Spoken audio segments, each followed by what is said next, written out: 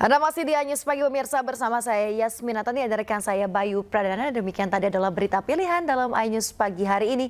Kini kita ke informasi berikutnya pemirsa.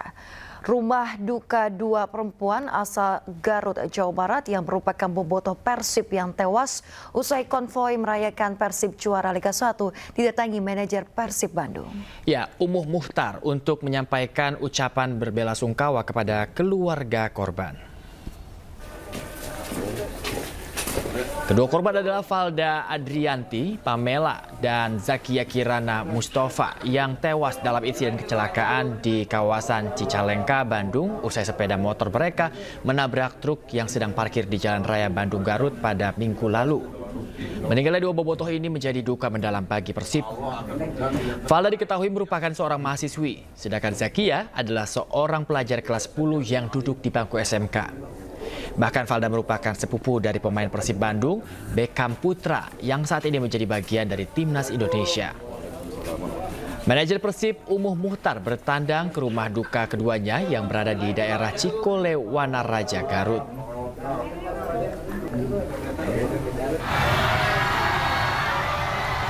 Pemirsa, sebelumnya saat pesta perayaan kemenangan Persib Bandung dalam Liga 1 2024-2025 pada Minggu 25 Mei lalu, dua bobotoh meninggal dunia akibat kecelakaan lalu lintas di Cicalengka, Kabupaten Bandung dalam rangkaian perayaan konvoi akbar tersebut. Kedua bobotoh meninggal saat kendaraan motor yang mereka tumpangi menabrak bagian belakang truk. Konvoi kemenangan Persib juara Liga 1 diketahui membludak dan meriah serta diikuti oleh ribuan bobotoh.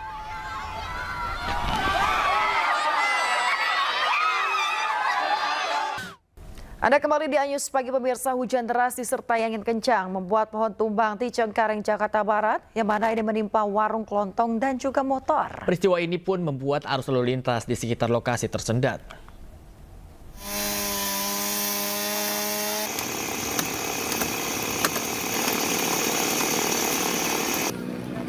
Sebuah pohon berukuran besar yang berada di Jalan Pedongkelan Raya Cengkareng, Jakarta Barat tumbang. Menurut saksi mata, robohnya pohon ini akibat angin kencang disertai hujan deras yang melanda wilayah ini. Akibat peristiwa ini, sebuah warung kelontong dan motor mengalami kerusakan cukup parah tertimpa pohon tumbang ini. Warga bersama petugas gabungan langsung mengevakuasi pohon tumbang. Arus lalu lintas kendaraan yang melaju dari arah Cengkareng menuju arah Penjaringan, Jakarta Utara terpaksa ditutup untuk memudahkan proses evakuasi. Tidak ada korban luka dan jiwa dalam peristiwa ini. Dari Jakarta, Miftahul Gadi, Anyus melaporkan.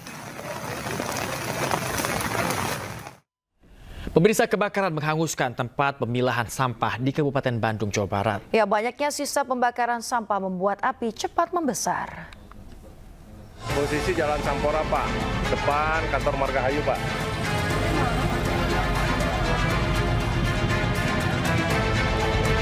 Masuk Jalan Sukamenak, Pak.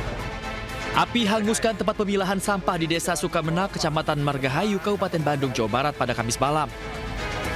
Peristiwa kebakaran diduga berawal dari sisa pembakaran sampah yang merembet ke bahan yang mudah terbakar, kemudian api pun menyambar dan membesar.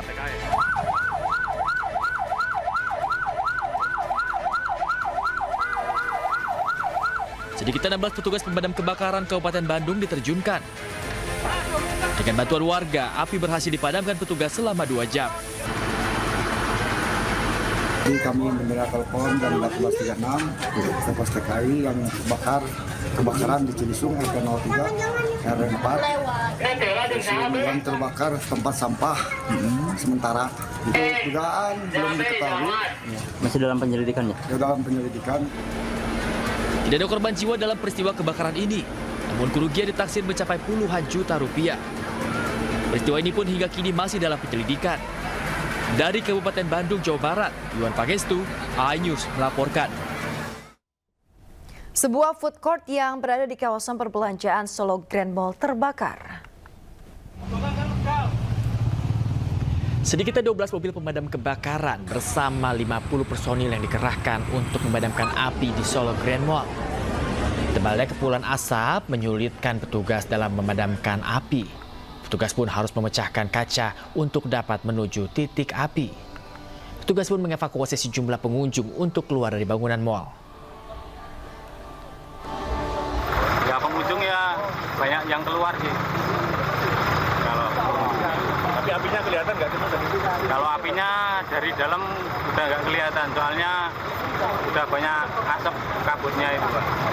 Asapnya yang tebel ya Mas? Pemirsa, polisi mengklaim telah menangkap pelaku yang mengganti plat nomor polisi mobil BMW milik Cristiano Tarigan. Pengemudi BMW tersangka kasus kecelakaan lalu lintas yang menewaskan Argo Eriko Afandi. Hal itu diungkap Kapolresta Sleman Kombes Pol Edi Setianto saat memberikan keterangan kepada awak media. Edi menyebut saat mobil yang dikemudikan Cristiano menabrak motor Argo, plat nopol kendaraan BMW pelaku masih F1206. Namun ketika mobil sudah diamankan, ada seseorang yang mengganti plat nomor kendaraan dengan B1442 NAC. Aksi pelaku mengganti plat nomor kendaraan terekam CCTV Mapolsek Ngaglik. Hingga kini pemirsa, polisi enggan mengungkap identitas, motif maupun relasi pelaku tersebut dengan tersangka Cristianto karena masih dalam proses pendalaman dan juga pemeriksaan. Sosok pelaku sejauh ini berstatus saksi dan akan diproses terkait dengan upaya mengaburkan barang bukti. Kita sudah terima, kita ambil CCTV-nya, itu dia mengganti ya di dalam, karena itu mobilnya parkir di belakang polsek sana, itu mereka berkumpul di situ tiba-tiba mengganti tanpa sepengetahuan dan izin dari kita. Ya, ada CCTV-nya sudah ada semua. Itu bukan anggota Pak yang mengganti Pak? Bukan anggota, ya. Ya tidak ada anggota saya, hanya untuk mengganti.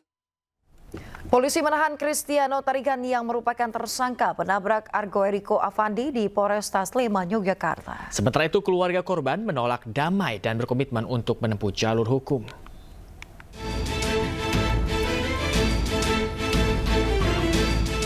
Keluarga mahasiswa UGM yang menjadi korban tabrak lari menolak damai dengan pelaku Cristiano Tarigan.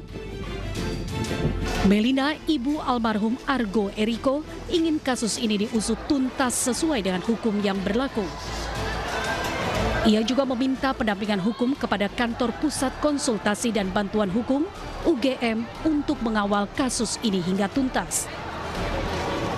Yang jelas bahwa memang anak saya itu anak yang baik, sopan, pintar, dan juga dia sangat berkontribusi banyak bagi orang lain dan bermanfaat. Itu aja yang saya yakin. Gitu?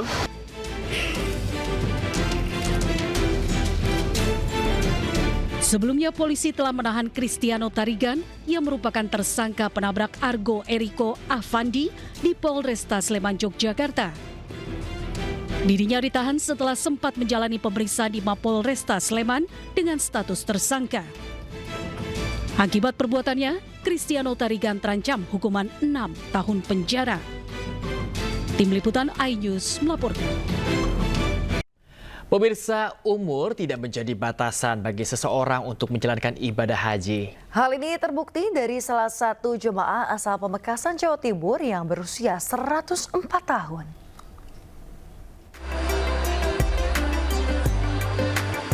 Inilah Marhama, jemaah calon haji tertua embarkasi Surabaya berusia 104 tahun asal Pamekasan, Madura, Jawa Timur tiba di Asrama Haji Sukolilo, Surabaya. Marhamah tiba di Asrama Haji Sukolilo, Surabaya didampingi anak ke-8-nya, Ayamah.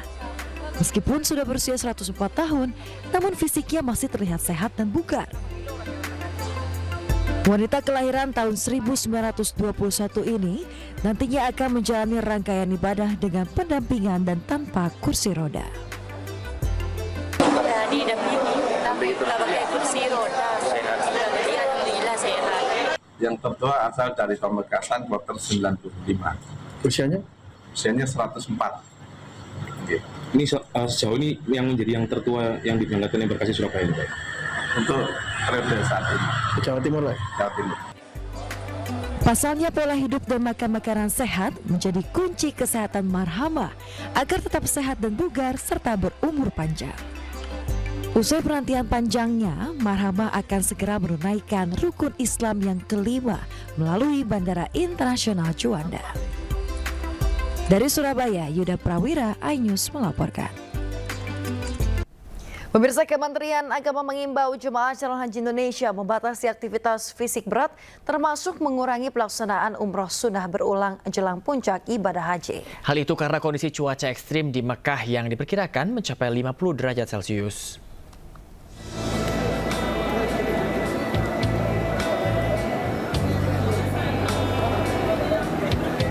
Menjelang puncak haji, pemerintah Indonesia melalui Kementerian Agama memberikan imbauan penting kepada seluruh calon jemaah haji Indonesia dengan membatasi kegiatan yang berpotensi menguras tenaga.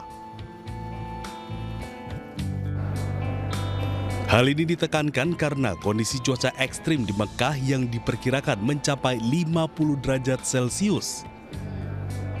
Dengan suhu ekstrim yang mengintai, persiapan fisik dan mental menjadi kunci utama kelancaran ibadah haji tahun ini untuk mencegah resiko heat stroke atau serangan panas yang berakibat fatal.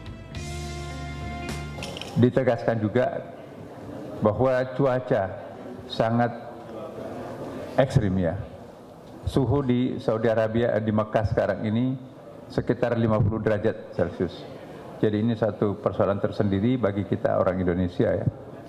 Kemudian juga dihimbau untuk melakukan penyesuaian diri dengan cuaca tersebut, misalnya seperti yang telah diumumkan oleh panitia-panitia kita, dihimbau terus-menerus agar selalu memelihara cairan tubuh ya, minum lebih banyak dan memelihara saving energi karena ini kan belum haji, belum hari hanya ya. Selain itu, Kementerian Agama Republik Indonesia kirim Amirul Hajj yang bertugas memimpin ibadah haji jemaah Indonesia di Arab Saudi dan sebanyak 482 kloter jemaah haji asal Indonesia sudah diberangkatkan ke Tanah Suci. Dari Jakarta, Hamzah Hasibuan, Iriansyah Wahyudi, Aristiawan, iNews melaporkan. Bandara Taif, Arab Saudi untuk pertama kalinya menerima jemaah haji khusus Indonesia. Sebanyak 44 jemaah haji khusus dari Indonesia tiba di Bandara Taif, Arab Saudi, Rabu waktu Arab Saudi.